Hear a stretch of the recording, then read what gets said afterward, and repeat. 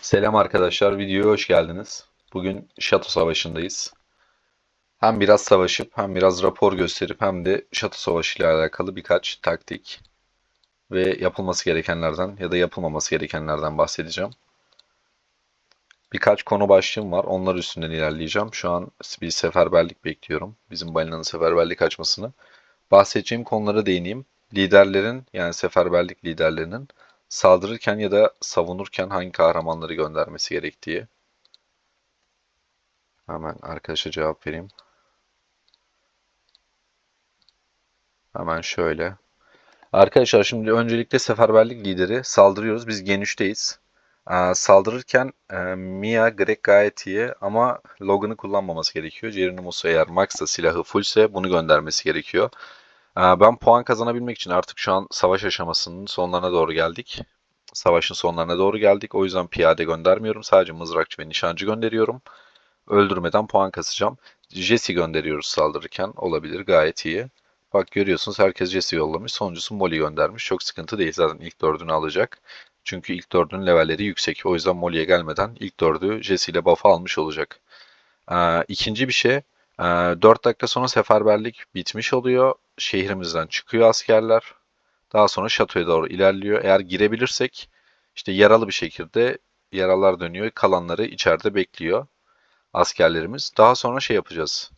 Asker değiştireceğiz. Yani savunma birimimiz var. Savaştan önce şurada ayarlıyorum. Birlikler, ekipler. Saldırı ekibim bu. Savunma ekibim de bu. Patrick gönderiyorum. Val istedim ama bir türlü dinletemedim. Buraya yeni bir eyalet. Ama sıkıntı değil. Patrick de her türlü işimize yarar. O yüzden Patrick kullanıyoruz. İkincide de %10 bu şekilde bir formasyon yaptım. 10-30-60 gibi. Burada da işe yarayacağını düşünüyorum. Yüksek puan alabileceğimi düşünüyorum. Şimdi bu 3 dakika oraya varana kadar iyileştirmeden bahsedeyim arkadaşlar. Biz şöyle yapıyorum ben. Mesela 80 bin yaralım var. Toplam 8 dakikaya sabitlemişim. Bastığım anda hemen bitmesi gerekiyor. Şu an bizde normalde şey yapıyoruz. Eski hayaletimde farm hesapları klana alıyorduk. Ya şöyle göstereyim hemen. Mesela şu an ittifakta aktif kaç kişi var? 20 kişi var arkadaşlar. 80 kişi yok. Yani aktif olmayan oyuncuları çıkarıyoruz. Farm hesaplar açıyoruz. Farm hesapları klana dahil ediyoruz. Daha sonra onlar tıklıyor, iyileştiriyor ve bu sayede çok çok hızlı revirimizi iyileştirmiş oluyoruz. Ya bunu sakın süresini falan uzatmayın. Kendi yardıma tıklayanların şeyine göre, kendinize göre bir zaman ayarlayın. Ben şu an 120-120 iyileştiriyorum. İnanın çok daha fazla. Mesela şu anda başka bir arkadaşım Şato Savaşı oynuyor. O 30 dakikaya ayarlamış. Bastığı anda bitiyor. Tüm ayarı buna göre yapıyoruz yani. Siz bastığınızda ne kadar kısa sürede bitiyorsa ona göre ayarlamanız gerekiyor.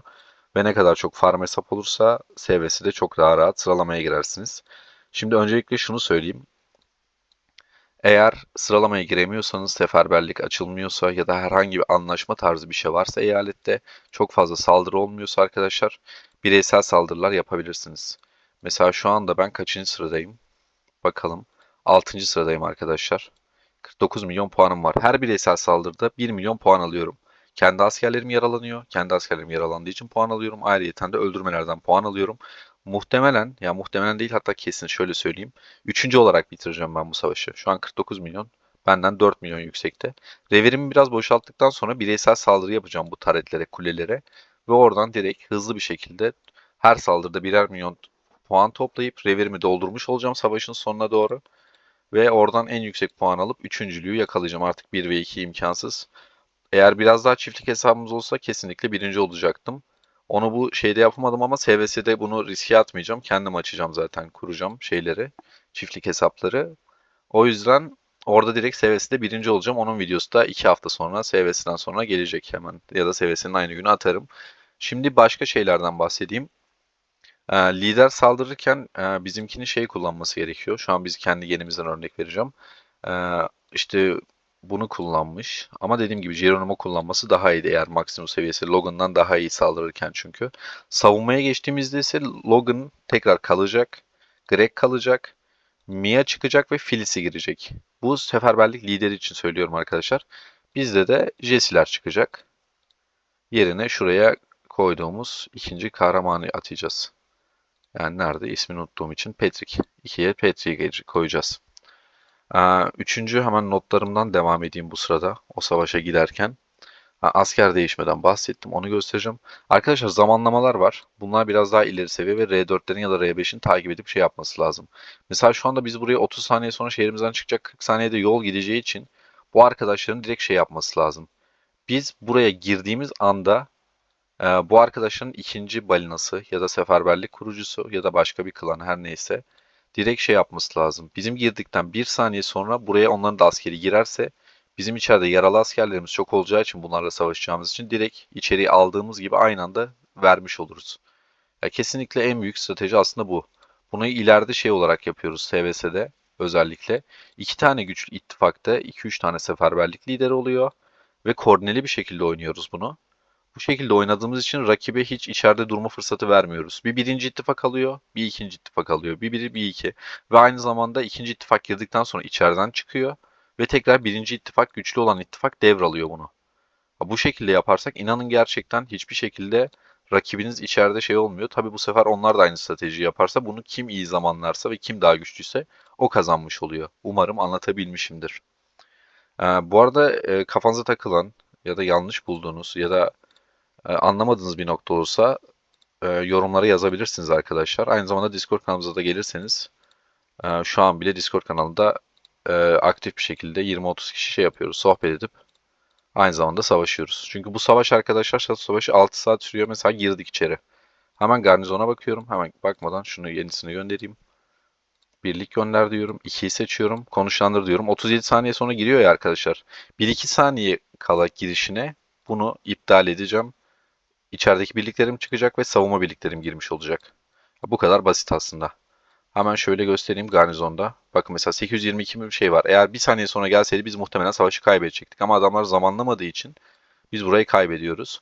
Şimdi benim formasyonum ne işe yaradı ona bakalım. Aslında yollamışlar ama tekli saldırı atmışlar. Hepsi içeriye girmeye çalışmışlar. Hepsi vurulmuş. Şurada kazandığımıza bakalım. Adamların 400k askerini kesmişiz. Bizim 180k gitmiş. Şimdi bizim balinamız bu birinci sıradaki Gimli 77 bin asker kesmiş. Ben ona çok çok güçsüzüm yani 10 kat daha güçsüzüm ondan. 74k asker kesmişim. Daha sonraki arkadaşlar bakın 44k, 42k. Yani çok çok az asker kesmişler. Bu arada şeyi unutuyorum, savunmayı unutuyorum. Evet savunmayı unuttuk arkadaşlar. Neyse sıkıntı yok tekrar göndereceğim. Bunu siz yapmayın ben orada videoda olduğum için unuttum. Bu tekrar göndereceğim. Zaten şu an yeni seferberlik kuruldu. O yüzden yetişeceği için problem yok. Sadece içeri biraz daha az asker sokmuş olacağım. Çünkü doldurdular yani 133k sokabileceğim. Sıkıntı yok ama. Bir yandan da arkadaşlar şunu sürekli tıklayıp iyileştirme yapmanız gerekiyor. Yani aslında en can sıkıcı kısım bu zaten. Ama dediğim gibi pardon. Eğer revir dolu olmazsa yani çok rahat bir şekilde şey yapıyorsunuz arkadaşlar. Sıralamaya çok rahat girebiliyorsunuz. Hemen şöyle şunu tekrar gönderelim. O sırada konuşmaya devam edelim. Diğer saldırı gelmeden en azından defansları içeri sokmuş oluruz. Burada ben şeyi kullandım. Buff olarak şu an sadece konuşlandırma kapasitesi var. Herhangi bir şey kullanmadım.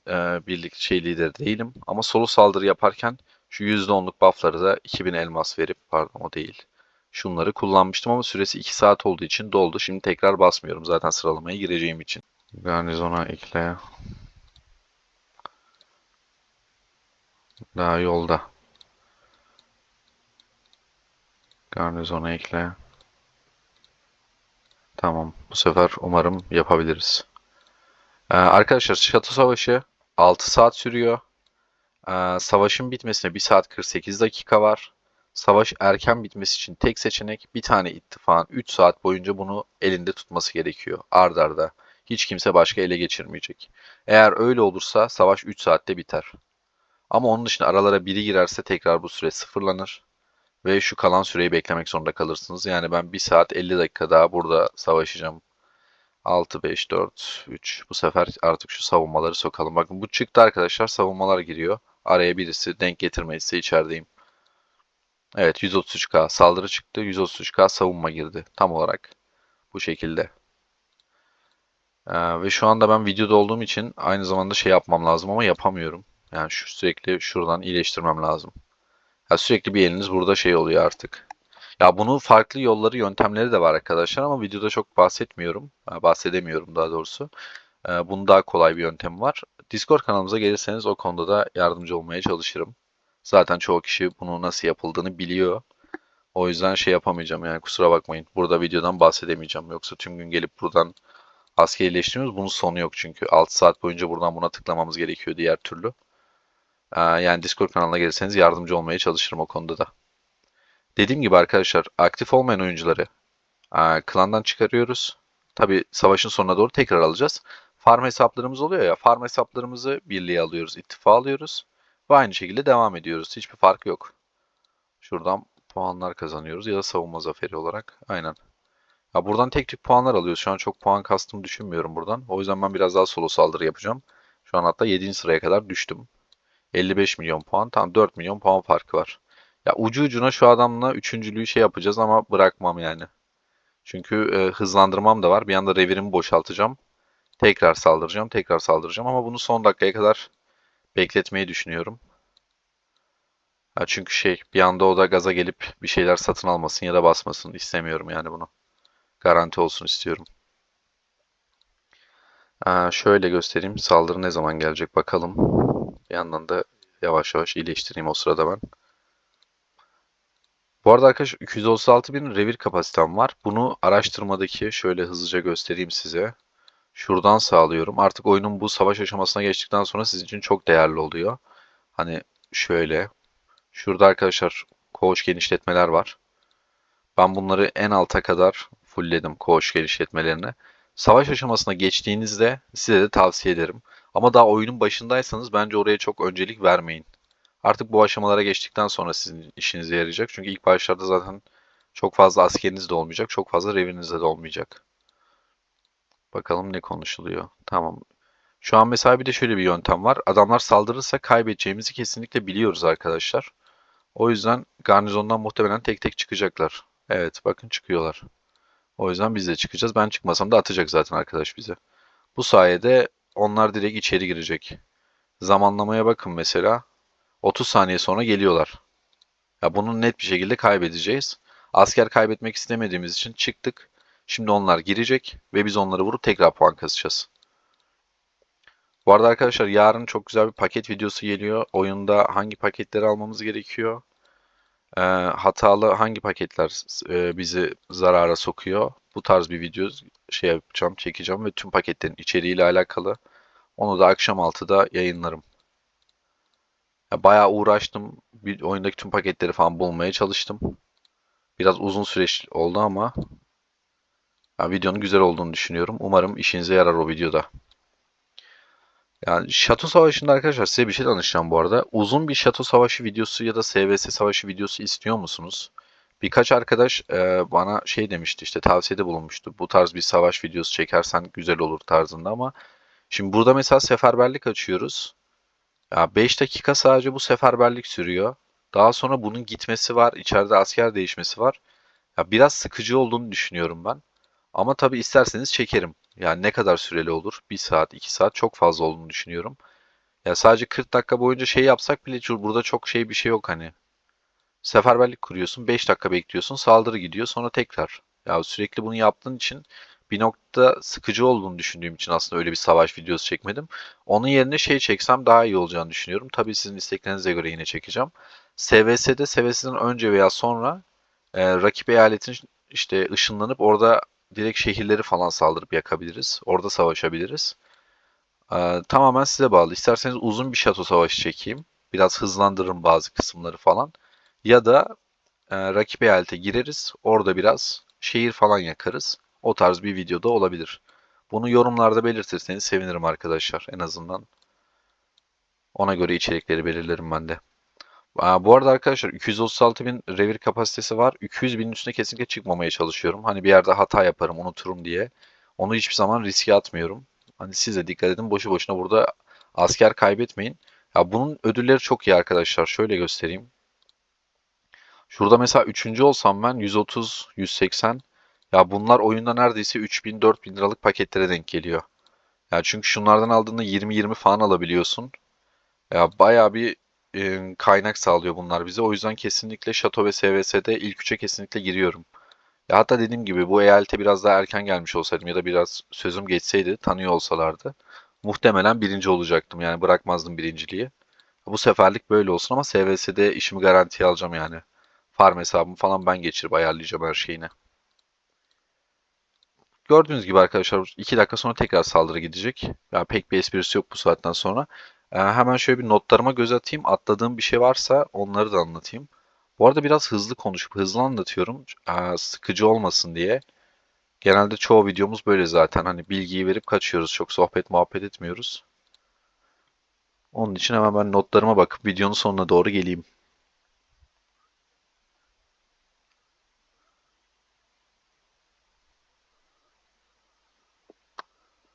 Tamam, yo, bahsetmediğim çok bir şey yok. Savunmada biz Valis kullanıyoruz arkadaşlar normalde ama dediğim gibi bu eyalet Patrick kullanıyor şu an. Ben de tabii ki onlara ayak uydurmak zorundayım. Normalde bir de arkadaşlar burada eğer yetkiliyseniz biraz da oyunu biliyorsanız yönlendiren kişi siz olsanız daha iyi olur. En azından şuraya gözcü falan atarsınız. İçerideki asker birimlerine sayısına göre bir formasyon ayarlarsınız. Sonra şu üstte etiket atarsınız. Şu kahramanla saldır ve şu kadar formasyon yapın diye. Bu şekilde olursa inanın herkes için çok daha iyi olur. Ya minimum asker ölür ve çok daha fazla puan alırsınız. Ya iyi bir şey gerekiyor aslında. Organizasyon gerekiyor bunun için. Özellikle arkadaşlarınızla Discord kanalında sesli bir şekilde oynamak çok daha eğlenceli ve çok daha iyi olacaktır sizler için. Şu saldırı da gitsin o zaman arkadaşlar. Ondan sonra videoya son vereyim. Mesela şöyle 1 milyon asker, %50 piyade, %22, 26. Bakalım asker ne var içeride. Değişmemişler. Normalde Jesse'yi değişmesi gerekiyor arkadaşın. Mesela Petri'ye geçmiş. Sergi'ye geçmiş. Biraz karışık atmışlar ama yani daha iyi olabilir tabii ki. Bakalım. Girince kazanacağımızı düşünüyorum. Tabii bizim bizimkilerin ne gönderdiğine çok bakmadım ama şöyle bir göz atalım hızlıca. 42, 26, 30 atmışız biz de. Bizim piyade biraz düşük. 1 milyon 141 bin. Bakalım görelim neler olacak. Onlar da mı boşaltıyor acaba? Yok, hayır, boşaltmıyorlar. Hatta saldırı aldılar. Bir gözcü daha atacağım. İçeride bir şeyler oluyor. Bu arada arkadaşlar yarınki videoda şu paketle alakalı da biraz bir şeyler anlattım. Çok iyi paket. Gerçekten şey için, şef donanım için gayet bulunmaz bir paket. Eğer şey süresine kadar kalmış bunun. Bir gün 7 saat var. Yarınki videoya yetişiyor da yine bilginiz olsun. Soran arkadaşlar oluyor. Bu gayet alınabilir. En iyilerden hatta. Para yatıran oyuncular için söylüyorum tabii ben bunu.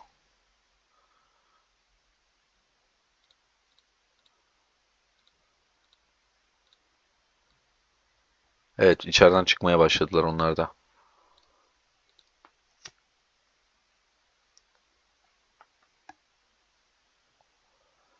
Asker kaybetmek istemiyorlar. Ya işte bu tarz durumlar olduğunda ya 5 dakika bekliyorsun arkadaşlar, içeri gidiyorsun. Mesela biz de biraz önce boşalttık ya, puan alamıyorsun. O yüzden biz oyun biraz bireysel saldırıya şey yapıyor ama bireysel saldırıda da her saldırıda 40-50 bin asker revire düştüğü için aslında sıkıntıya düşüyoruz. O yüzden bu farm hesapları sokup kesinlikle şey yapmak gerekiyor. Bakalım bizim meteor geldi ve vurdu. Hemen garnizona ekle. Bu sefer hata yapmayalım. 2'yi gönderdik. Onu çekeceğiz. Şöyle savaş raporuna bakalım önce. Zaten içeride kimse yokmuş. Hepsi çıkmış, bir kişi kalmış. Boş boşuna gitmiş gibi bir şey olduk. Artık daha katılmayacağım arkadaşlar. Çünkü adamlar bize hepsi tek tek vurdular. Ya bu nasıl bir hata anlamadım. Hepsi tek tek saldırı atmaya başladı.